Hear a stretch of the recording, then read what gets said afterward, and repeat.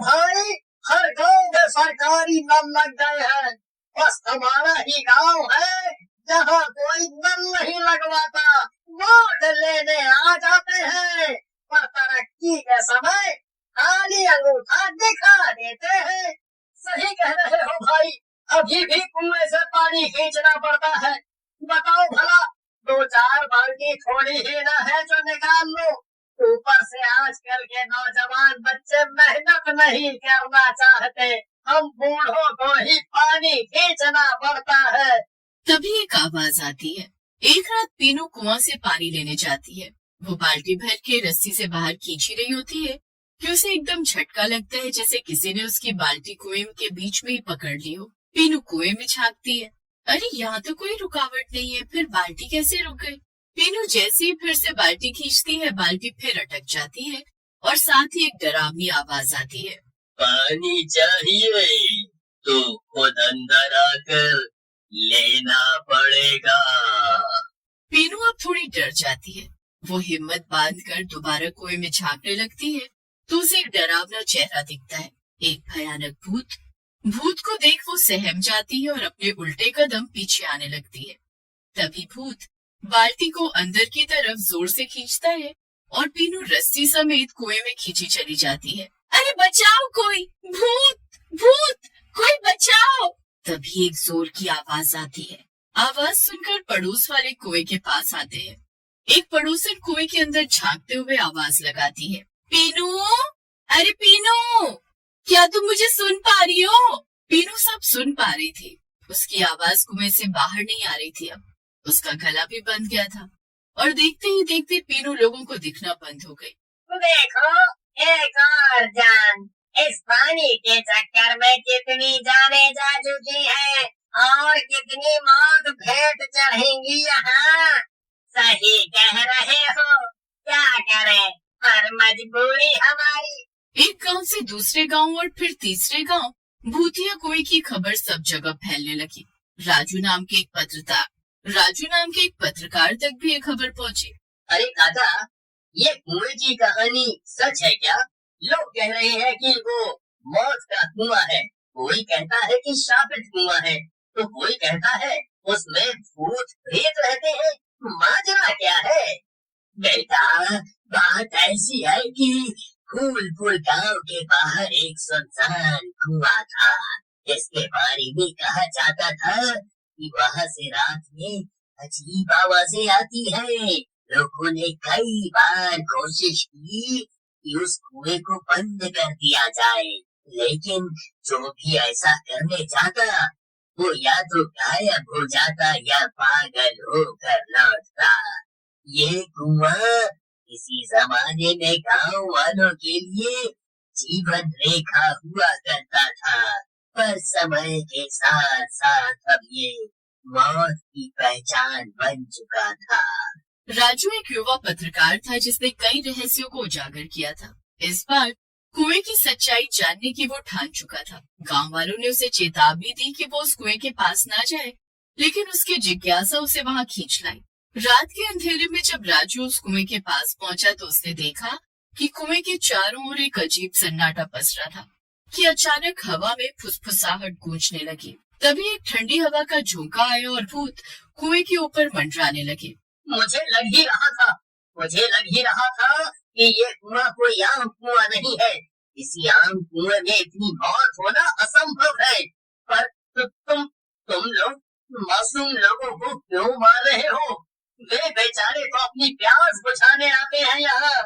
हम भी तो प्यासे हैं, पर खून के। इसीलिए हमें भी खून चाहिए, अपनी भूख प्यास मिटाने के लिए। पर ये गलत है, तुम लोग कुएं का गलत फायदा उठा रहे हो। ऐसा होता रहेगा तो सारे गांव के लोग किसी दूसरी जगह बसेरा करने चले जाएंगे, फिर क्या करोगे तुम? इधर राजू दिमाग लगाकर अपनी जान तो बचा लेता है, पर अभी भी उसे विश्वास नहीं हो रहा था कि उसने सच में भूतों से बातें की है। पर इस हड़बड़ाहट में उसका कैमरा गिर जाता है, जिससे वो वीडियो खराब हो जाती है और सबूत के नाम पर कुछ नहीं बचता। अब राजू को कैसे भी चैन नहीं पड़ रहा था। उसे था कि इस रहस्य को कैसे उजागर किया जाए, कैसे गुत्थी सुलझे। कई सवाल राजू के मन में चल रहे थे। अगले दिन फिर राजू ने हिम्मत करके गांव के बुजुर्गों से इसके इतिहास के बारे में पूछा। ऐसा क्या राज है कुएं का जो बताने से आप इतना डरते हो, लेकिन लोगों की मौत आप खुली आंखों से देख रहे हो? सालों पहले गांव में कुछ लालची जमींदार घुस आए थे। गांव के लोग भोले भाले थे। जमींदार ने उन्हें लालच दिया कि अगर वो अपनी जमीन उनके नाम कर देंगे तो वो उन्हें बहुत पैसा देंगे, जिससे वे लोग परिवार के साथ शहर में जाकर अच्छा जीवन जी सकेंगे। कुछ गांव वाले उनकी बातों में आकर उनकी बात मान गए, पर कुछ लोग उन लालचियों का मन समझ गए।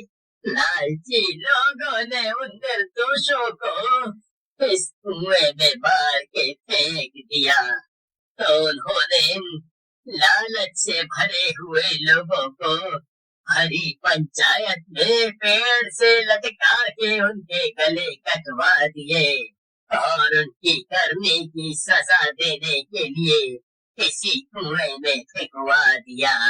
शायद ये बुरी आत्माएं उनकी आत्माएं ही है। अगर आपको ये बात पता है तो गांव वालों को सतर्क क्यों नहीं करते? लोगों को मरने क्यों दे रहे हो? पानी का एकमात्र सहारा यही कुआं है। हम कुछ नहीं कर सकते, कोई और रास्ता भी नहीं है। राजू अब बहुत परेशान था कि कैसे भी करके उसे इस राज से पर्दा उठाना पड़ेगा और गांव वालों की जान भी बचानी पड़ेगी। लेकिन सबसे बड़ा सवाल था कि कैसे। उसने गांव के पुजारी से संपर्क किया जो इस कुएं की सच्चाई से वाकिफ थे। कई पन्ने पलटने के बाद उन्हें एक उपाय मिला, पर राजू ने तय किया कि वो खुद इस अनुष्ठान का हिस्सा बनेगा। चाहे जो भी हो, वो इस केस को सुलझा कर ही चैन की सांस लेगा। धीरे धीरे मंदिर में ही कुछ बहादुर गांव वालों को बुलाकर सारी कहानी समझाई गई और प्लान बताया गया। रात के तीसरे पहर राजू, पुजारी और कुछ गांव वाले कुएं के पास पहुंचे। राजू ने कैमरा चालू किया और पुजारी जी को इशारा किया। पुजारी ने पहले तो कुएं के चारों तरफ पवित्र भभूत का गोला बनाया और उस कुएं को उस गोले के अंदर ही बांध दिया। हर मंत्र के साथ एक भूत गुस्से में कुएं के ऊपर आकर गुर्राने लगा। हम बदला लेंगे, हमें कोई नहीं रोक सकता। बदला तो तुम बुरी आत्माओं ने ले ही लिया है, वो भी मासूमों को मारकर। नियत तो तुम्हारी बुरी थी, पर भुगतान इन बेचारों को करना पड़ रहा है। तुझे क्या लगता है ये सब करके तू बच जाएगा, या ये सब बच जाएंगे? यहाँ की जमीन, यहाँ के घर, सब कुछ हमारे थे और रहेंगे। मरने के बाद तुम भूत इस कुएं में सालों से हो और इस गांव की जमीन से तुम्हारा क्या लेना देना है? अगर तुम लोग चैन से रहते तो इस जीवन में ना सही, भगवान तुम्हें दूसरी योनि में जिंदा कर देते। पुजारी जी, चाहे जो हो जाए, अनुष्ठान नहीं रुकना चाहिए। यही हमारे पास आखिरी मौका है। अगर आज हम चूके तो बहुत कुछ खो देंगे। अनुष्ठान पूरा होते ही पुजारी जी ने इशारा किया और राजू ने हिम्मत जुटाकर पवित्र जल कुएं में छिड़का। तभी एक तेज रोशनी चमकी और आत्माएं तड़पने लगी। गांव वालों ने मिलकर उन मृत आत्माओं के लिए प्रायश्चित किया और उन्हें विधिवत मुक्त करने का अनुष्ठान पूरा किया। जैसे ही रोशनी कुएं को चारों ओर से घेरने लगी, आत्माएं तड़प उठी और सुबह होते होते कुएं से सारी डरावनी आवाजें बंद हो गई। राजू को भूतों की कहानी जानकर एहसास हुआ कि गलत तो उनके साथ भी हुआ है, पर सच यही था कि अब वो मुक्त होने चाहिए। फिर पुजारी ने उन भूतों पर और कुएं में भभूत डाल दी और पवित्र लाल धागे से उस कुएं की दीवारों पर बंदिश बना दी। पता नहीं आपका शुक्रिया कैसे करें। आप नहीं आते तो आज ये गांव शमशान होता। आपने न केवल हम सबकी जान बचाई, बल्कि इस भूतों के कुएं से मुक्ति भी दिलवाई हमेशा के लिए, और पानी की समस्या भी दूर कर दी। शुक्रिया कैसा? इंसान को दूसरे इंसान के काम आना ही चाहिए। मैंने बस अपना फर्ज निभाया। फिर अगले ही दिन से नल लगाने का कार्य शुरू हो जाता है और पानी की समस्या खत्म होती है।